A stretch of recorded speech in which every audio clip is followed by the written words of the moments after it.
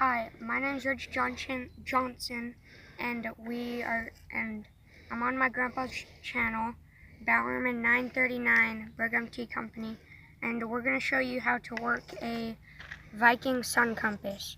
So as you can see, there's a sun right there and an arrow.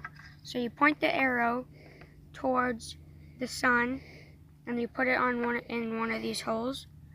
And you point it towards the sun, and you hold the base right here flat, and you take this pointer right here down to whatever time it is. So you turn the base? Yeah. So you turn the base, and it's 3:30-ish right now.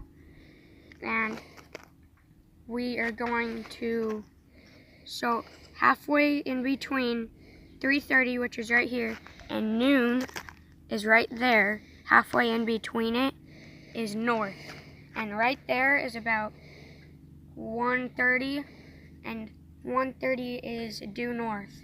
So that's how you work a Viking sun compass. Thank you for watching, and we'll see you next time.